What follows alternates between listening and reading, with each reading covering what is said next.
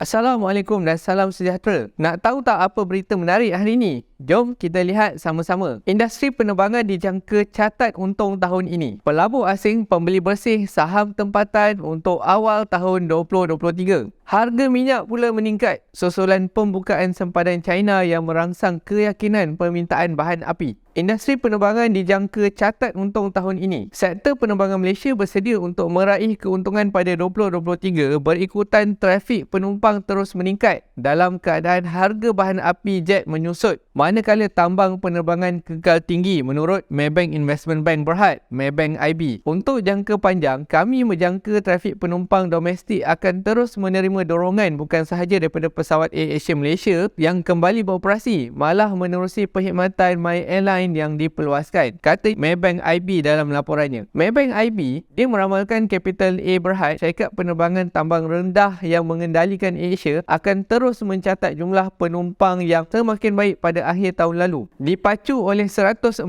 pesawat yang kembali beroperasi berbanding 103 pada akhir suku ketiga 2022. Pada 2023, kami menjangkakan jumlah penumpang Capital A akan pulih kepada 78% daripada paras 2019, didorong oleh kesemua 200 pesawat dia yang kembali beroperasi menjelang akhir 2023. Kata Maybank IB itu lagi. Bank pelaburan itu berpendapat cabaran utama sektor penerbangan Malaysia pada tahun ini ialah perkhidmatan pesawat yang diteruskan semula selepas terbiar semasa pandemik COVID-19. Pada masa ini, terdapat tunggakan di pusat penyelenggaraan, pembaikan dan operasi di seluruh dunia berikutan peningkatan permintaan untuk pesawat kembali meneruskan operasi di samping kekurangan tenaga kerja dan alat ganti. Satu lagi pemangkin ataupun katalis kepada sektor penerbangan Malaysia tahun ini adalah pembukaan semula sempadan China yang boleh meningkatkan lagi momentum pemulihan. Walau bagaimanapun, Maybank IB menjangka tidak ramai pelancong China melawat Malaysia pada 2023. Antaranya berikutan negara itu masih bergelut dengan gelombang Omicron, keperluan kepada ujian PCR yang negatif sebelum pulang ke China serta pesawat AirAsia Malaysia yang belum beroperasi sepenuhnya. Pada masa depan, kami mengandaikan AirAsia Malaysia dan AirAsia Philippines akan menyambung semula penerbangan ke China menjelang 2024, manakala operasi MAHB di Malaysia pula bakal menyambut ketibaan hanya sebanyak 1.3 juta pelancong China atau 2/3 daripada paras sebelum COVID-19 pada 2024. Saham MAHB ditutup pada harga RM6.88 dan Capital A Berhad pada harga 71 sen pada sesi dagangan pagi Bursa Malaysia. Berita yang selanjutnya, pelabur asing pembeli bersih saham tempatan awal 2023. Pelabur asing memulakan minggu pertama 2023 dengan mencatatkan belian bersih equity Malaysia berjumlah sehingga 72.3 juta ringgit Malaysia berbanding jualan bersih 204.6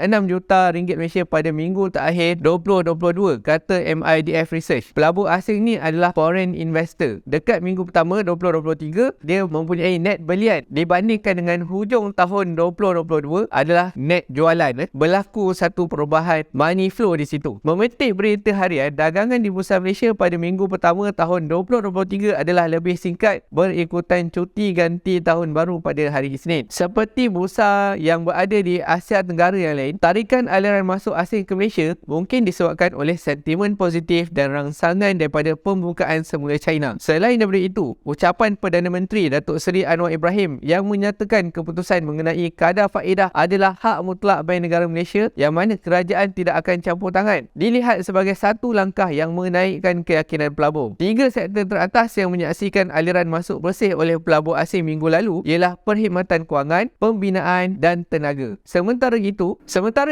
tiga sektor terbawah dengan aliran keluar bersih ialah perladangan, telekomunikasi dan media. Institusi tempatan menjadi penjual bersih untuk minggu lepas dengan jualan bersih sebanyak 124.4 juta ringgit. Peruncit tempatan kekal paling optimistik mencatatkan belian bersih setiap hari bermula Selasa hingga Jumaat minggu lalu. Dari segi penyertaan, terdapat peningkatan dalam purata jumlah dagangan harian dalam kalangan pelabur runcit sebanyak 0.8%, manakala penurunan dicatatkan dalam kalangan institusi institusi tempatan dan pelabur asing. Harga minyak meningkat susulan pembukaan sempadan China yang merangsang keyakinan permintaan bahan api. Harga minyak naik pada Isnin susulan pembukaan semula sempadan China yang merupakan pengimport minyak mentah tertinggi dunia. Hal ini meningkatkan perspektif pertumbuhan permintaan bahan api dan mengimbangi kebimbangan tentang kemelesatan ekonomi global. Pasaran hadapan minyak mentah Brent naik 1.2% kepada AS dollar 79.47 satu tong, manakala minyak mentah US West Texas Intermediate ataupun WTI 1.2% kepada US dollar 74.67. Jangkaan kenaikan kadar faedah US yang perlahan menggalakkan pasaran kewangan dan menekan dolar. Dolar yang lebih lemah menjadikan komoditi yang diniagakan dalam dolar lebih berpatutan bagi pelabur yang menguruskan mata wang lain. Jadi kalau kita tengok dekat sini, minyak Brent dengan minyak WTI, dia adalah komoditi. Komoditi ni adalah barang dan dia di-quote dalam US dollar. Apabila US dollar melemah, lebih ramai orang berjual beli komoditi tersebut. Dalam masa yang sama, value komoditi tersebut pun jatuh apabila US dollar turut jatuh. Kedua-dua Brent dan WTI merosot lebih dari 8% minggu lalu, kejatuhan mingguan terbesar mereka pada awal tahun sejak 2016. Sebagai sebahagian daripada fasa baru dalam perjuangan melawan COVID-19, China membuka sempadan dia pada hujung minggu lalu untuk pertama kali dia dalam 3 tahun. Dalam negara China, 2 bilion perjalanan dijangkakan sepanjang musim tahun baru China, mencecah 2 kali ganda perjalanan tahun lalu dan hampir pulih kepada tahap 70% perjalanan tahun 2019,